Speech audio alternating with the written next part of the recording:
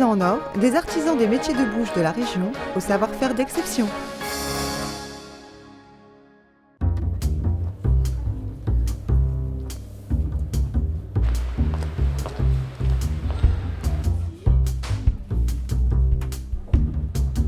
Bonjour, ravi de vous retrouver. Quel beau pays que la France et quelle belle région que le Nord-Pas-de-Calais.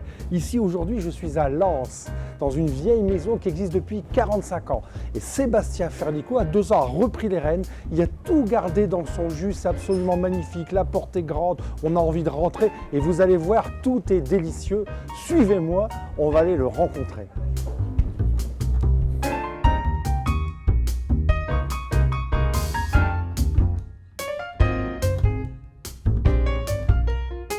Tu veux un petit morceau de saucisse? Tiens. Voilà.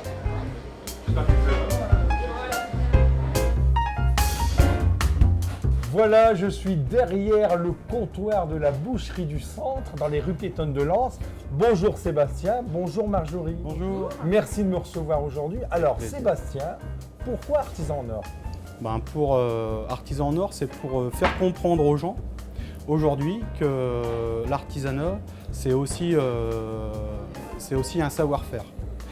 Et il faut savoir une chose, c'est que pour être aujourd'hui artisan en or, il faut faire de la viande de la région, faire 80% de ses produits en tant que charcutier traiteur.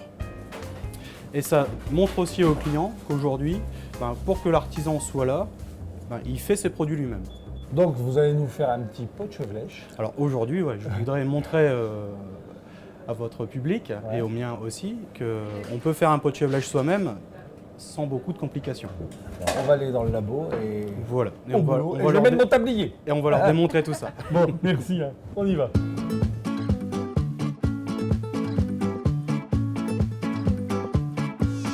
Bonjour Nicolas.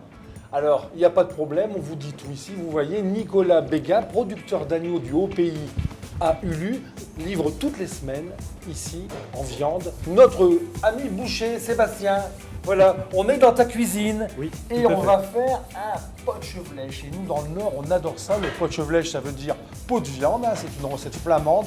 Et est-ce qu'on va faire un vrai pot de chevelèche avec les 4 viandes? Parce que certains collègues, on n'en met que 3, ils oublient le goût. Oui, tout à fait, qui coûte trop cher. Mais nous, on aime bien vendre du produit de qualité. Et pour faire du produit de qualité, on met les 4. Alors, pour faire un bon pot de chevelèche, on a besoin de quoi? Il nous faut 500 g d'échine de porc désossée. D'accord. 500 g de volaille blanc désossé, 500 g de veau dans l'épaule désossé et 500 g de cuisses de lapin désossé également. Ensuite, l'aromatisation, c'est-à-dire le sel. Alors on va le dire, on va leur dire. Oui ou nous ici. Voilà, on dit tout. Alors 18 g de sel par kilo de viande, d'accord. 3 g de poivre par kilo de viande, 2 g d'ail semoule par kilo de viande, clou de girofle et baie de genièvre. Voilà. Tout simplement. J'ai vu un petit verre de vin blanc. Il y a un petit verre de vin blanc d'environ 20 centilitres, 20 centilitres de vinaigre coloré, une carotte tapée en rondelles et de l'ail et de l'oignon. De l'oignon. Voilà. Alors on y va. Allez. Alors c'est tout simple. On mélange les 4 viandes ici. On les prend, on les met dans la terrine, rien de compliqué. Le veau. Pareil, les blancs de poulet. Les blancs de poulet. Et le porc. Jusque-là, c'est pas difficile du tout. Ensuite, voilà. L'ail, le mélange aromatique, directement dans la viande. Certains font du pot de chevelèche avec les os. On peut le faire avec les os. Ça donne un peu plus de saveur, mais c'est un peu plus compliqué à manger également. Un petit coup de vin blanc. Oh non. C'est pour notre pot de chevelèche. Voilà. Le vinaigre. Les oignons. Et les carottes. Alors la gelée, ça vous la demandez au boucher charcutier qui va vous en donner gratuitement, hein, ça coûte rien. Et c'est fait avec de la couenne de porc et des os de porc que l'on laisse cuire toute la nuit. D'accord. Je vais mettre notre terrine à reposer 24 heures au frigo et après, avant cuisson, on mettra notre gelée. C'est parti. Hop là. Ouh, ça glisse. Oh, oh, oh, oh.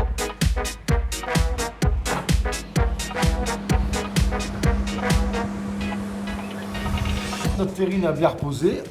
On va rajouter notre gelée. Quelle quantité déjà? Environ 1 litre. 1 litre de gelée. Voilà, dès que ça déborde, on arrête. Alors moi, ma particularité, c'est de la cuire toute la nuit à basse température. Ouais, basse température, ça veut dire à peu près à moins de 80 degrés. Oui, 80 maximum.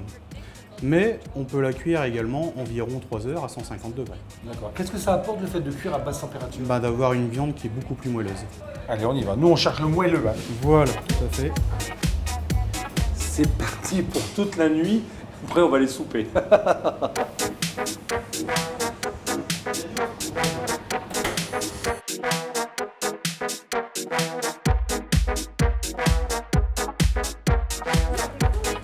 Regardez ce beau pot de chevelèche qui a reposé après cuisson encore 24 heures jusqu'à 48 heures au réfrigérateur.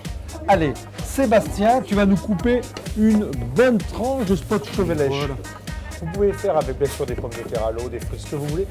Tentez les pommes de terre dunkerquoises. Les pommes de terre dunkerquoises, il suffit de couper des pommes de terre en deux, de les cuire, de les pocher à l'eau bouillante et ensuite de les cuire à la friture. Regardez ces beaux morceaux de viande.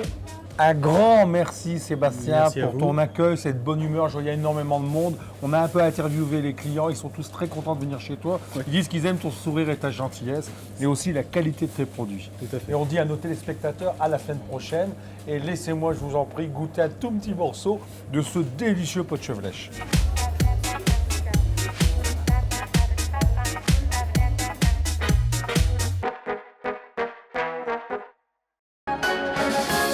Artisans en or, des artisans des métiers de bouche de la région, au savoir-faire d'exception.